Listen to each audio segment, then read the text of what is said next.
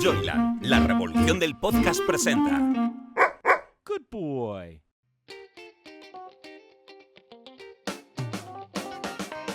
Después de trabajar muchos años en el mundo editorial, Carmen Fernández de Blas nos revela en su podcast ¿Quiero un libro tuyo? Anécdotas, secretos, historias curiosas o divertidas que se esconden tras la publicación de un libro. Pero, sobre todo, personas, seres humanos más que autores, que merece la pena conocer y que nos presenta en cada episodio. Hola, soy Carmen Fernández de Blas y esto es Quiero un libro tuyo. Hoy en Quiero un libro tuyo nos ponemos muy de investigación, muy de secretos y muy sobre todo de periodismo.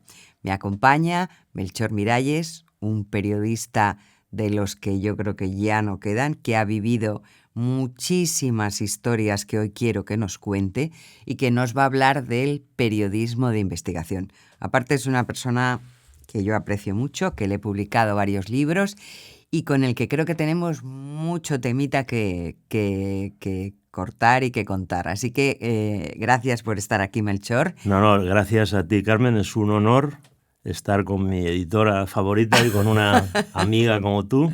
Sí, o sea, pero que seguro agradecido. La gente le va a encantar conocerte porque los que no te conozcan, porque Melchor Miralles significa, y reitero la palabra, periodismo de investigación. Melchor empezó en Diario 16, se fue con Pedro J. al Diario El Mundo, que lo fundaron juntos, y su nombre se asoció a una etapa muy importante de la historia de España en la que a veces la gente no se acuerda y que me gustaría mucho que él nos lo recordara, donde él se dedicó a meterse en charcos, porque aquí donde le ven, Melchor es experto en meterse en líos, con tal de buscar la verdad y resolver conflictos.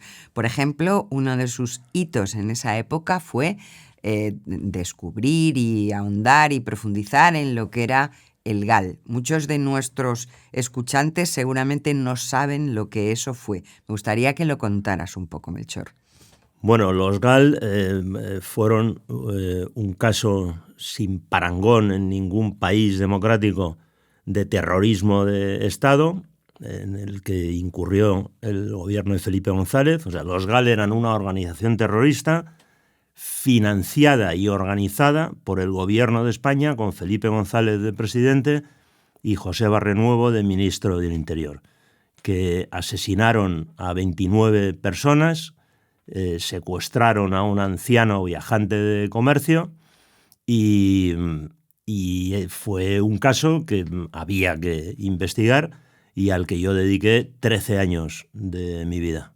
No fui el único, hubo otros compañeros que también estuvieron en el asunto, pero sí es verdad que ninguno estuvo desde el principio hasta el final. 13 años de tu vida, un libro, un documental o una película, todo eso está ahí, pero sin embargo la gente no se acuerda, Melchor. Bueno, Carmen, es que hay uno de los problemas que hay en España es la educación, ¿no? Y la formación. Y hay muchos chavales jóvenes que desconocen muchísimas cosas de la historia de España. Hace poco leí una encuesta, un estudio que la mayoría de los consultados no sabían quién era Miguel Ángel Blanco. Entonces tampoco me extraña que no sepan lo que era el GAL, pero era un tema muy serio que nos costó muy caro. Os costó muy caro porque, claro, le costó, yo creo que también el gobierno a Felipe González y al PSOE, porque en ese momento muchos periodistas como tú, pero sobre todo, o entre ellos tú, os dedicasteis a jugaros un poco el tipo por contar todo eso. O sea, estamos hablando de los tiempos de ETA, había también esa cortina de que GAL luchaba contra ETA, quiero decir, esa coartada, mejor dicho, pero al final sacar eso a la luz, yo creo que ahora hubiera sido impensable. Bueno, yo lo haría. Otra cosa es que probablemente ningún medio de los medios de comunicación importantes se metería en eso. Fueron unos años durísimos, Carmen, porque yo vivía con la amenaza de ETA, que intentó asesinarme 2 veces, no que me amenazara, que también, sino que en 2 ocasiones intentó asesinarme y gracias a Dios no pudieron hacerlo, y mucha gente, yo diría la mayoría de la sociedad española, apoyaba a los GAL, porque en aquellos años ETA asesinaba a 100 y pico personas al año y había un apoyo social, y políticamente nadie quería saber nada del asunto. Y a mí me pareció muy repugnante en términos morales que cuando cambia la percepción, bueno, y de hecho a mí me llegaban a insultar por la calle, me llamaban etarra, porque estás apoyando a ETA. Y dice, oiga, yo estoy perseguido por ETA y lo que estoy denunciando es que no se puede montar desde el Estado una banda terrorista para matar a los terroristas, que es un disparate. La contraguerrilla sería, Bueno, ¿no? De alguna manera eso. Y cuando cambia la percepción y hay una reacción en la sociedad española y en la política, en el Partido Popular, que hasta entonces estaba callado, es cuando nosotros demostramos que además de matar, robaron. Y a mí eso, en términos morales, me parece terrible, ¿no? Porque para mí es peor matar que robar. Está muy mal las dos cosas. Sí. Pero que cuando mataban no les pareciera mal, pero que cuando robaran les pareciera intolerable, fue muy decepcionante. Y bueno, pues en Diario 16, con Pedro J. de director, empecé a investigar, empezamos a sacar cosas, y las presiones del gobierno eran terroríficas, y ya llegó un momento en que Juan Tomás de Salas, el editor, que ya falleció, despidió a Pedro J. por las presiones del tema del GAL. Del gobierno, sí, de González. Y claro, yo cuando despidieron a Pedro J, me fui del periódico sin que nadie me echara. Yo no podía seguir trabajando en un medio de comunicación en el que habían despedido al director por defender mi trabajo. Porque si Pedro J me hubiera despedido a mí, hubiera seguido dirigiendo el periódico. Y entonces yo me fui al paro y con Pedro J y otros colegas, unos meses después, fundamos El Mundo. Pero sí, nos costó el quedarnos, el paro, en la el puesto calle. de trabajo, y gracias a que no pasó nada más, ¿no? Porque estamos hablando de amenazas por parte de ETA, supongo que también habría amenazas por parte de GAL. Amenazas por parte de los GAL y una persecución política por tierra, mar y aire del gobierno. Yo fui el primer denunciante de las escuchas ilegales y pude demostrar que el CSID, lo que hoy es el CNI, el Servicio de Inteligencia, del que era responsable Emilio Alonso Manglano, tenía todo un sistema de seguimiento mío que no daba crédito, porque había 11 agentes del CSID con los problemas que había en España dedicados a ti. A mí, sí, porque estábamos ya en El Mundo, el periódico en la calle Pradillo, y entonces yo salía del parking y había un coche con 4 agentes a la derecha, otro a la izquierda, en función de para dónde iba, para seguirme. Me instalaron micrófonos en mi casa hasta en el cuarto de baño y bueno, pues fui el primer denunciante del tema de las escuchas, que después demostramos que pincharon, investigaron ilegalmente a mucha gente, y al final fue condenado Manglano y expulsado del ejército. Pero afortunadamente al final la cosa acabó bien, en el sentido de que conseguisteis desde el periódico El Mundo, que yo creo que arrancó con esa filosofía de denunciar, del periodismo de investigación. Sobre todo yo creo que en ese momento el periodismo de investigación fue un poco la bandera del periódico, ¿no?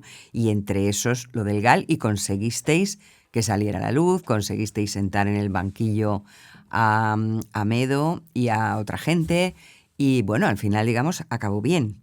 Sí, a mí el término periodismo de investigación no me gusta. ¿No te gusta? No, porque creo que todo el periodismo de investigación requiere de investigación. Y al final, lo que conocemos comúnmente como periodismo de investigación son los periodistas que tienen la suerte, como tuve yo, de tener un director que apuesta por la investigación de temas de fondo, de temas importantes, y que te liberan, que me liberaban del trabajo que llamamos de la carpintería del día a día del periódico, y yo estaba centrado en mis temas. Y yo podía estar un mes y medio, y es muy caro, un mes y medio viajando. O sea, a mí, yo con el caso Gal era constantemente viajando al País Vasco, a Francia, a Sudamérica, porque había muchas ramificaciones. Sí. Entonces es costoso, y tuve la suerte de tener un director que creía en mi profesionalidad, en mi trabajo, y nosotros pudimos siempre demostrar que lo que publicábamos era verdad. Y al final el periodismo es muy difícil, pero es relativamente sencillo. ¿A qué tiene que dedicarse un periodista? A informarse de cualquier noticia que sea relevante para la opinión pública, contrastar la información y, una vez contrastada, publicarla, caiga quien caiga, aunque quien caigas seas tú.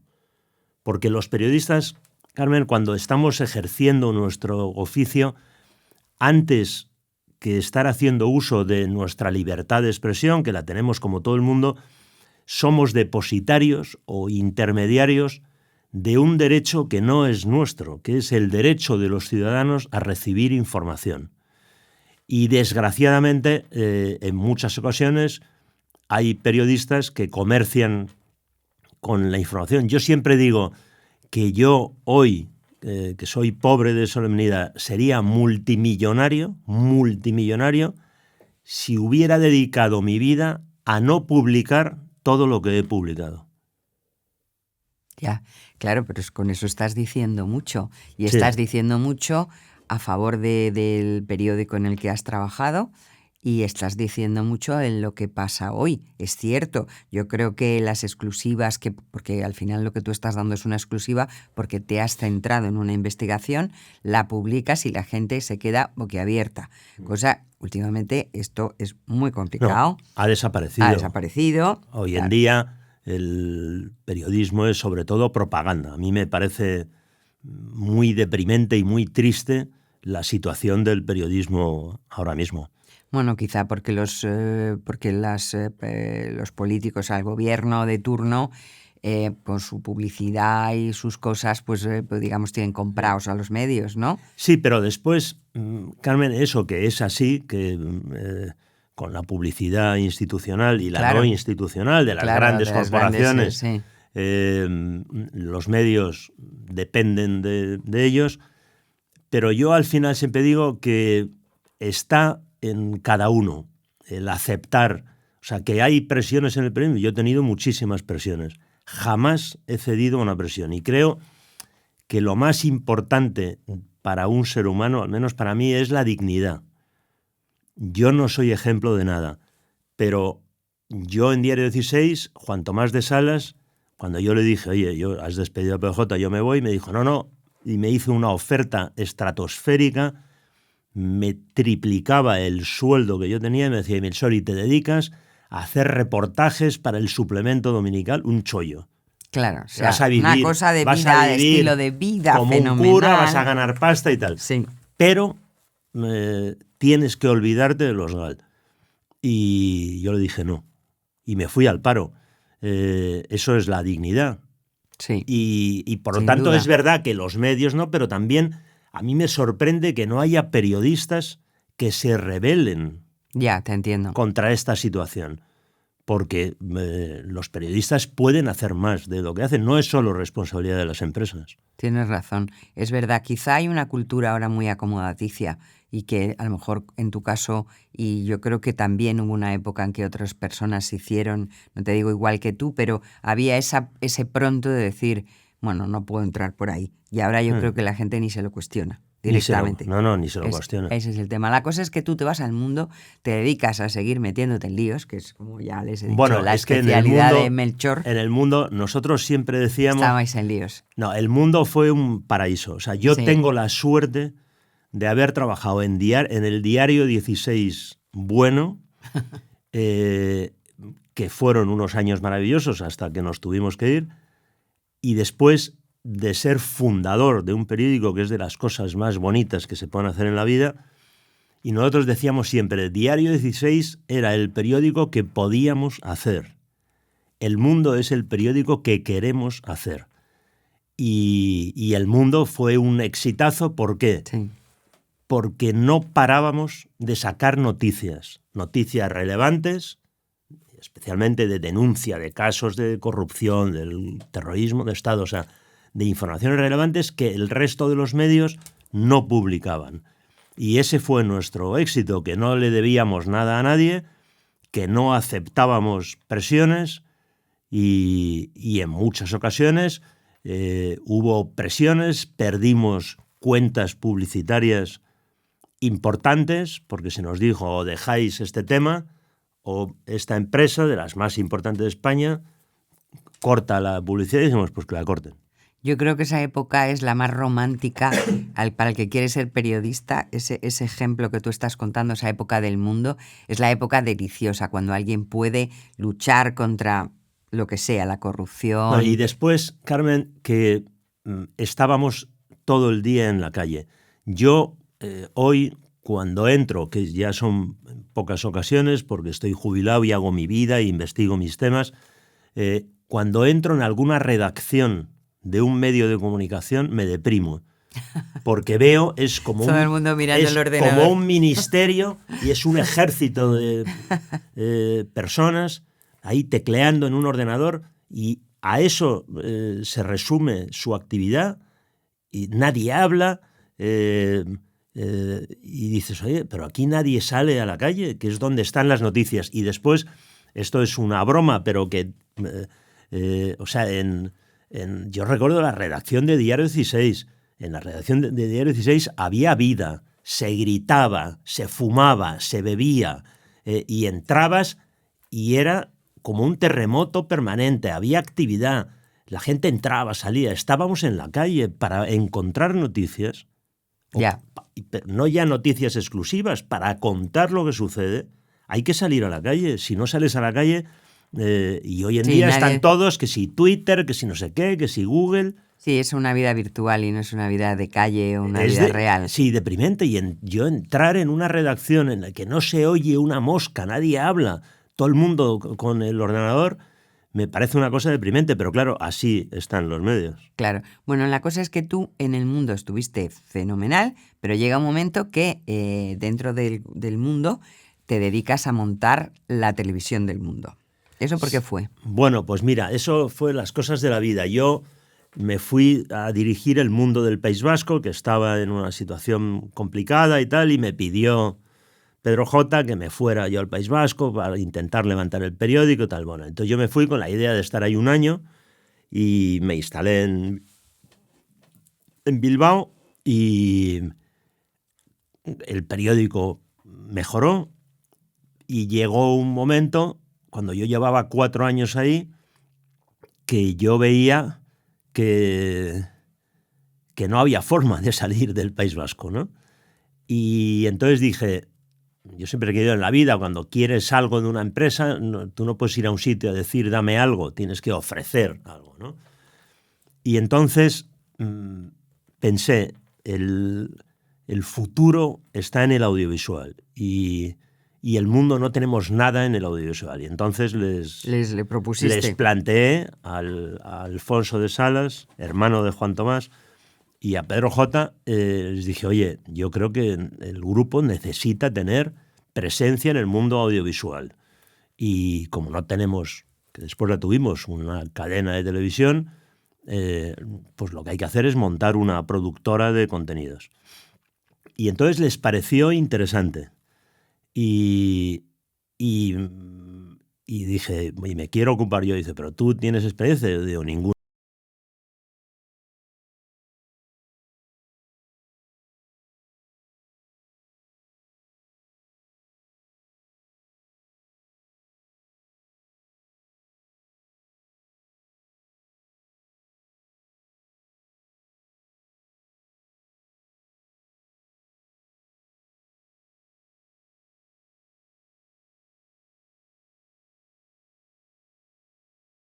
Y dije, pues voy a hacer con cámaras lo mismo ¿Qué haces sin ellas? que hago en el papel. Claro. Es mucho más complicado, porque en el papel o en un digital tú cuentas una historia y para demostrarlo basta unos documentos. En televisión necesitas imágenes. Y entonces monté un equipo con Fernando Quintela y empezamos a hacer periodismo de infiltración, de investigación y de infiltración, que en España no se hacía. Empezamos a utilizar cámaras ocultas, no para temas de corazón, para ver si uno se acuesta con otro y tal, sino para investigar organizaciones criminales. Hicimos un reportaje, bueno, todos estos reportajes que fueron para Antena 3, que se vendieron en todo el mundo. Hicimos uno sobre tráfico de armas en la ex Yugoslavia, una banda de traficantes que dirigía un hijo de Karadzic. Hicimos tráfico de niños en Paraguay, compramos 13 mujeres en República Dominicana y desmantelamos una organización de trata de mujeres. Unos reportajes que tuvieron un altísimo impacto. Y a partir de ahí, pues empezamos a hacer distintos tipos de formatos. Hice programas de debate, hice concursos, hacíamos de... Ya te metiste en todo. Me metí en el fregado. Y metido en harina, dije, bueno, pues ahora el siguiente paso es el cine. Y entonces también me metí en el cine. Tuve una idea que era copiado, o sea, de ver en otros países, y hice la primera miniserie que se hizo en España, que fue Padre Coraje. Sí, yo te publiqué ese el libro. libro que tú el publicaste. Libro lo publicamos sí, y fue una miniserie. Y la miniserie fue un exitazo. Un caso real. Sí. Y después de eso hice, tuve la suerte de que mi primera película, que Padre Coraje, se rodó en cine, ¿no? Con vídeos. Sí. Fue un exitazo. Y entonces me metí en un segundo proyecto de hacer una película para exhibición en salas. Y hice la película Lobo, que fue menudo personaje. Un exitazo monumental. Sí. Ganamos 2 Goyas y después de Lobo hice otras películas que unos funcionaron bien, otras regular y otras mal, como todo. Como es el mundo del cine. Sí. Y entonces ya ahí completé. Yo soy muy culo inquieto y me gusta sobre todo aprender cosas. Y bueno, pues me quedé en el mundo del audiovisual. Claro, porque realmente, bueno, y fuiste muy pionero en ese sentido, porque ahora las plataformas lo que están haciendo sobre todo, o queriendo hacer, es un poco lo que tú ya hacías hace 20 años. Pues sí, ¿no? Sí, o sea, Padre Coraje sería ahora cualquier... Pero está mal que lo diga yo, pero peor. Vale. Pero peor. Sí. ¿Por qué peor? No, pues porque de vez en cuando hay una cosa que desde mi punto de vista, ¿no? Claro, que veo, obvio, que dices, bueno, obvio, esto tiene un interés, tal, pero cuesta mucho. Y yo, de hecho, tengo proyectos y tal que pienso, y bueno, esto me lo van a comprar seguro porque son temas fuertes, potentes y de mucha relevancia. Y es muy difícil.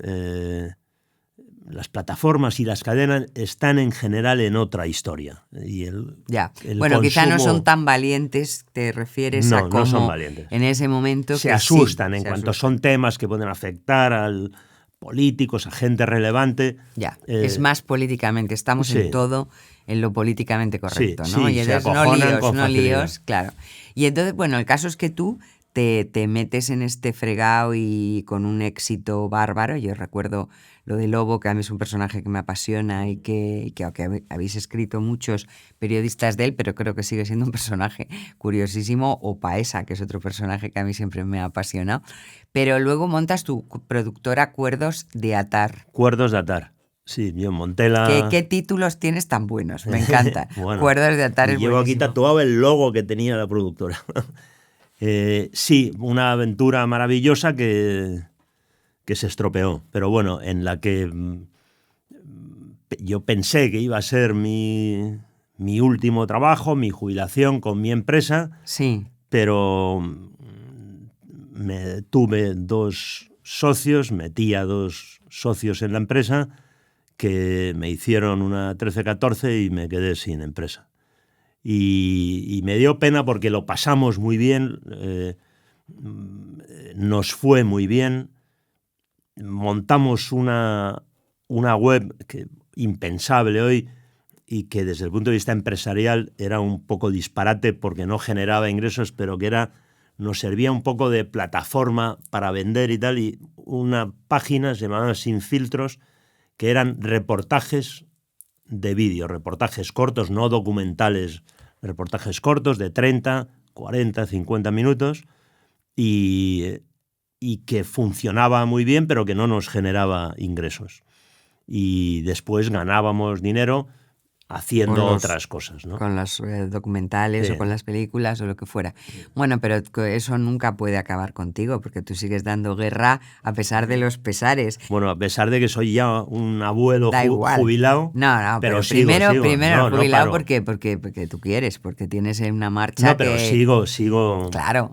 Entonces, investigando y haciendo cosas. Por eso, y me gustaría que me contaras, porque después de todo eso, bueno, y otra historia que yo te publiqué, el último libro que has publicado, que era con Menéndez. Con Javier Menéndez, que estuvo aquí el otro día, el libro de El hombre que yo no fui, sobre Anastasio y todo el tema el crimen de los Urquijos. Que además también había un documental, o hay un documental, que lo emitieron al final en la Sexta. Sí, que también tuviste mucho lío con el documental, ¿no? Mucho, sí. Porque es complicado estos de las plataformas. Sí, que hace poco lo han vuelto a emitirlo ya. Claro, porque hacía un aniversario, había un aniversario del asesinato de los Urquijo y lo han vuelto a emitir, pero ese libro y lo que averiguasteis con Anastasio era muy interesante. Era muy interesante. Este es el último de momento que tú has publicado, pero, insisto, nada puede contigo. Yo creo que tú has demostrado tener padre coraje, pero el tuyo, porque has seguido con ello y ahora sé que tienes en Netflix un documental muy, muy interesante, muy polémico, que me gustaría que nos hablaras de él, que se llama En el nombre de ellas. En el nombre de ellas. Cuéntanos la historia de este es tu último proyecto, ¿no? Sí. Yo, Carmen, soy un coleccionista de defectos, pero tengo una virtud, que es la tenacidad. Cuando me propongo algo, no hay quien me pare. Y el caso Cote Cabezudo llegó a mí porque una de las víctimas me dijo, me envió un correo electrónico que envió, igual que a mí, a todos los periodistas mínimamente conocidos de España, al director del Mundo, de ABC, del País, del Español, del Confidencial, a Susana Griso, a Ana Rosa Quintana, a todo el mundo. Y entre esa masa de periodistas... Estabas tú. Me llegó a mí. Y yo recibí un correo electrónico en el que se me hablaba de un tipo denunciado por 21 mujeres, más las que no le denunciaron, por abusos sexuales, violación y pornografía infantil, con un montón de información. Y yo inmediatamente respondí y dije, oiga, mire, si lo que usted me cuenta... ¿Es verdad? En este correo es cierto y se puede demostrar, me interesa y cuente conmigo. Y entonces ya contacté con las víctimas, contacté con su abogado y empecé a publicar cosas sobre el caso Cote Cabezudo en Cuerdos de Atari y en Sin Filtros, en esta web que tenía el primer reportaje que hicimos, que recuerdo, en el que se contaba el caso, que el título era Objetivo Pervertido. Y esta es la historia de un fotógrafo de San Sebastián, el fotógrafo más conocido de San Sebastián, que trabajaba para una agencia de modelos, la única agencia de modelos que había en San Sebastián, y todo chico o chica que aspiraba a ser modelo, Miss, Mister, actriz, actor, iba a esa agencia. Y esa agencia le enviaba al estudio de Cote Cabezudo para hacerse un book, para tal. Y Cabezudo abusaba, violaba, y todo eso lo grababa en vídeo y colgaba esos vídeos en páginas pornográficas de pago. Tremendo. ¿Y sigue libre? No está. No, ahora no, pero durante 6 años una jueza de instrucción denegó 11 veces el ingreso en prisión de Cote Cabezudo, de forma insólita, porque esto no es un caso de unas chicas que dicen me ha violado este tío y es palabra contra palabra, es que está todo grabado en vídeo. Ya, había pruebas claras. O sea, y bueno, los vídeos que yo vi eran terroríficos. Insisto, y buena parte de ellas siendo menores de edad. Y entonces empecé a publicar. Y de pronto descubrí que Cabezudo tenía un protector. Bueno, ya percibía que tenía una protección porque judicialmente no ingresaba en prisión. Ya. Que con todas las pruebas que había era insólito. Yo veía que no había ninguna reacción, ni en el feminismo institucional. Tampoco en los medios, yo recuerdo. En ningún medio de comunicación, por más que yo sacaba cosas y tal. Y dije, este tío... algo pasa. Algo pasa. Y yo seguía. Y ya descubrí que su principal protector era Odón Elorza. Odón Elorza, que era exalcalde de San Sebastián. Lo digo para que la gente a lo mejor no lo ubica. Y en ese momento mano derecha de Pedro Sánchez. Pero hasta el punto de que en la web en la que Cabezudo distribuía pornografía infantil había una ventanita que se llama, un recuadro que decía clientes, Ayuntamiento de San Sebastián. Bueno, y entonces pues empecé a publicar y tal. Me puso una demanda a Odón Elorza que fue alucinante, como en el juicio que tuvimos, que lo perdió, lo gané yo, porque se demostró que todo lo que yo había dicho de Odón Elorza era verdad. Pero yo llevé a unos testigos, cada parte propuso sus testigos, y el juicio, un juicio vista pública, no a puerta cerrada, solo dejaron entrar a un periodista, que fue el de la agencia EFE. En ese juicio, te vas a quedar helada lo que te voy a contar, hay testimonios de gente que declara como testigo con obligación de decir verdad, porque si no dice la verdad está cometiendo un delito de falso testimonio, en los que explicaban la relación de Odón Elorza con un violador y pornógrafo infantil, y varios testigos que explicaban que Odón Elorza era conocido en San Sebastián como el follaniños. Tremendo lo que estás contando. Dicho en sede judicial en una vista pública con un periodista de la agencia EFE, el delegado de EFE en San Sebastián.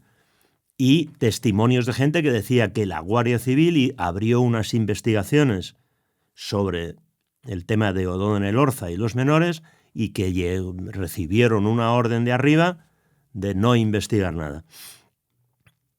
Pues ese periodista de la agencia EFE jamás informó del contenido de ese juicio. Y fue el único periodista que pudo entrar. Claro, quiere decir que judicialmente ganaste, pero mediáticamente... No, vamos a ver, y el caso Cote Cabezudo me costó la muerte profesional. Es decir, yo entonces era colaborador en Televisión Española, en el programa de las mañanas que hacía Jesús Cintora, y un día salió el tema de abusos sexuales en la iglesia, no sé qué tal. Entonces yo dije, oye, terroríficos, hay que denunciarlo, hay que publicarlo y tal. Digo, pero me sorprende que no habléis de esto. Que no se hable del caso de Cote Cabezudo. Tal. Y entonces me cortaron, metieron un vídeo o una publicidad o no sé qué y me dijeron que me fuera. ¿Te despidieron? Sí. Y después, en Todo es mentira, el programa de Risto Mejide, saqué el caso Cote Cabezudo y inmediatamente me cortó, me dijo que no se podía hablar de eso y metieron también un vídeo, no sé qué y tal. Pues es un milagro que dentro de eso que me estás contando, que me parece importantísimo, la verdad. Porque Bueno, y yo recomiendo, aprovecho para hacer publicidad, que vea a la gente en Netflix. en el nombre de ellas, en Netflix.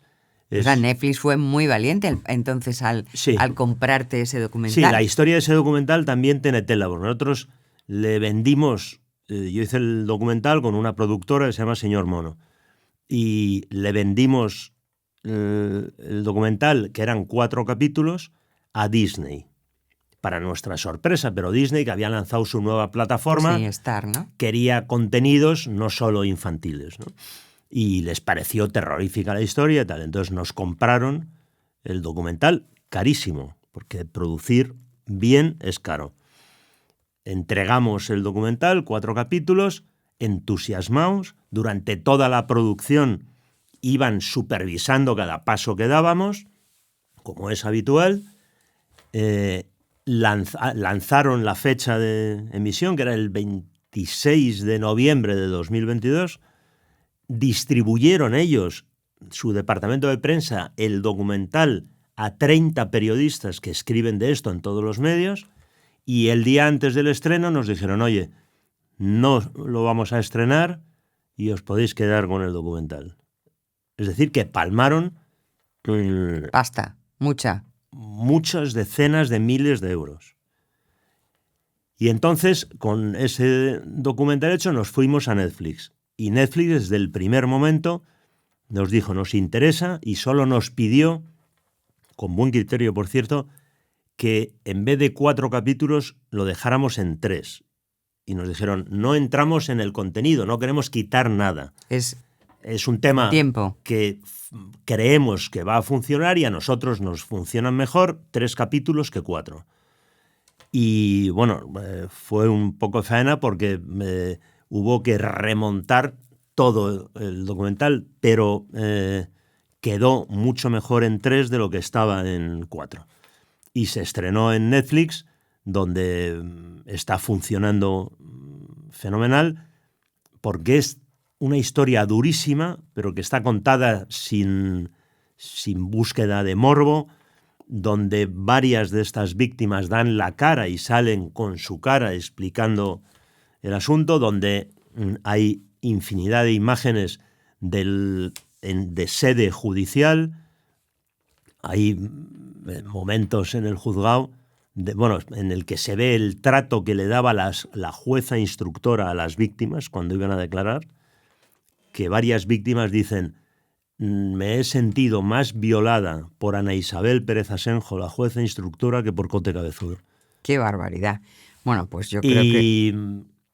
Y el documental, está mal que lo diga yo, pero está muy bien hecho, y hay momentos, ya te digo, de no creer. Hay una declaración de Cote Cabezudo que ha lanzado muchos avisos de, ojo, que tengo a mucha gente pillada, y hubo un día y esto se ve todo en el documental, que en sede judicial, en una declaración ante el juez, dice, bueno, yo tengo vídeos de todas mis sesiones en las que todos los actuantes, como si fueran actores, todos los actuantes sabían lo que hacían, y entre los actuantes hay políticos, periodistas, abogados, militares, erchainas, bueno, y que te quedas helado, ¿no? Que era un aviso a navegantes, decir, oye, que tengo a mucha gente pillada, ¿no?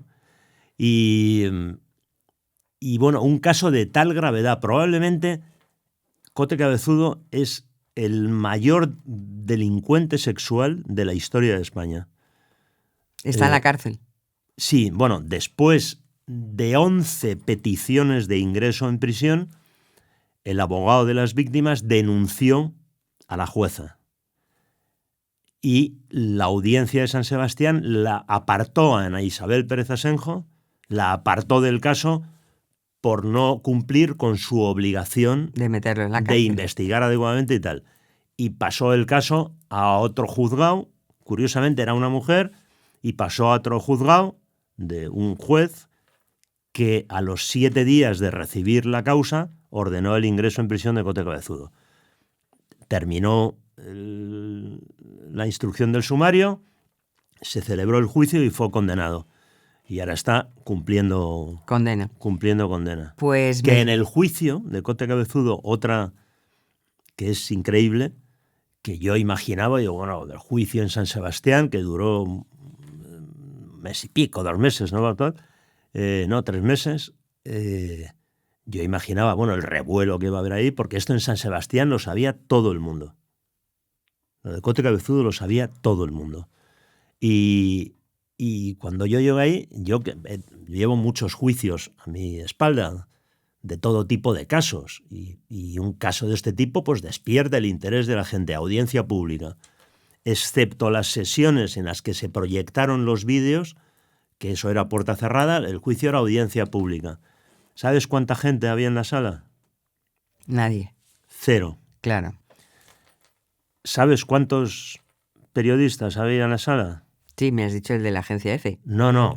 Eso en el juicio agencia F fue en la esta, sí. Yo tengo Ninguno una imagen también. desoladora en la que se ve, desde la cámara que ponen encima del tribunal, se ve la sala y solo estoy yo.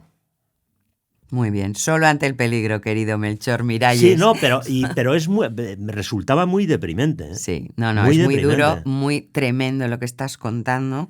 Me parece importantísimo que todo lo que has dicho lo escuche la mayor gente posible.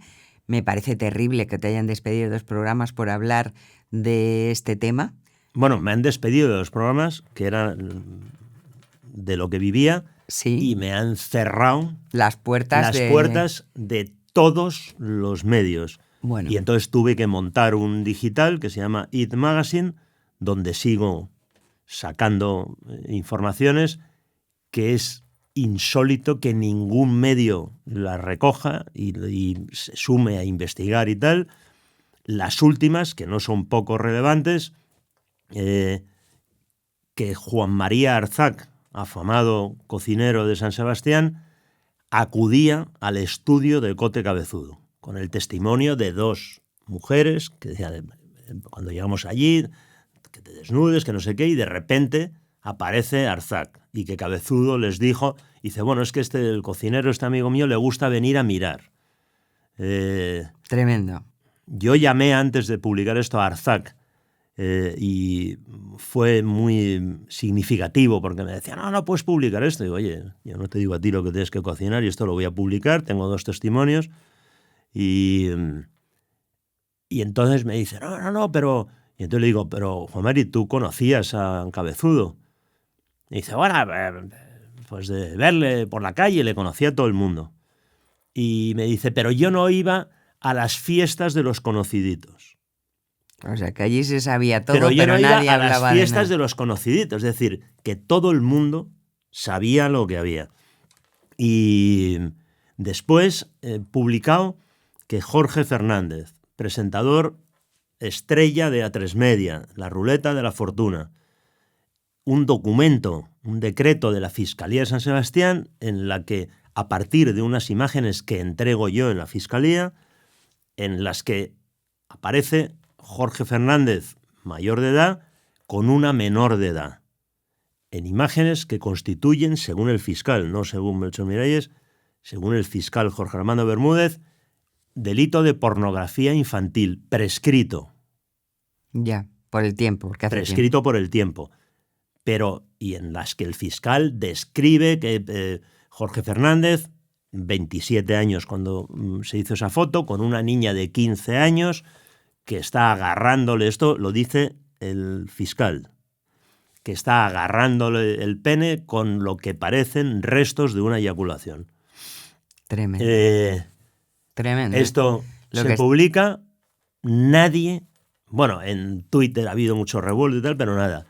Y después, imágenes y otra, la Fiscalía, en la que se ve que José Antonio Maturana, exdirigente del Partido Socialista de Guipúzcoa, exdiputado en el Congreso, exvicepresidente del Parlamento Vasco, también aparece en unas imágenes, en este caso, metiéndole los dedos en la vagina a una chica. Y José Antonio Maturana, que era el jefe de Odón Elorza, que era el principal protector de Cabezudo. Ni una línea. Bueno, afortunadamente. ¿Y el feminismo dónde está? Ya. ¿Dónde está Irene Montero? Toda esta gente. No, lo que Tú sabes, cuentas solo es hubo, terrible, es terrible. Carmen, solo hubo, esto es muy significativo, nosotros, cuando digo nosotros, digo las víctimas, y yo mismo informamos a todos los partidos políticos, al Ministerio de Irene Montero, a todas las organizaciones feministas. Nadie movió un dedo por estas chicas. Nadie. Solo una pequeña asociación feminista de Irún, cuyo nombre no digo porque no lo recuerdo, que casualmente era una asociación feminista que no recibía un céntimo de financiación pública. Genio y figura, Melchor Miralles. Yo no te he cortado porque aquí me parece tan importante lo que estás contando, pero el tiempo se nos ha ido hace rato. No me importa. Me encantaría que volvieras, que siguiéramos hablando, porque creo que gente como tú Estoy a la orden. Tú eres mi jefa. mejora esta sociedad que tenemos. Entonces Muchas te gracias. agradezco enormemente. Recomiendo que sigan a Melchor Miralles porque de él siempre saldrá algo que no van a encontrar en otro sitio. Y yo, en nombre de todos, te doy las gracias por ese trabajo Muchas que haces. gracias, Carmen. Y que sigas tan cuerdo de atar como eres. Un Mil beso gracias. enorme. Gracias. Si te ha gustado este podcast y quieres más información, síguenos en nuestras redes sociales, @somosjoyland o en nuestra web joyland.es. No olvides darle al botón seguir para enterarte de nuevos episodios. Quiero un libro tuyo es una producción de Joyland. Dirección y guión, Carmen Fernández de Blas. Producción ejecutiva, Hernán Zin. Dirección de producción, Ainhoa Martín. Locutado por Fernando Simón. Diseño de sonido, Alberto Cerro. Diseño gráfico, Julia Cernuda. Edición de vídeo, Lorena Gracia. Dirección comercial, Alberto Rojas. Producción Wowland, Fernando Pastini. Redes sociales, Sergio Corredor. Una idea original de Hernán Zin. Joyland, la revolución del podcast. Una empresa del grupo Wowland.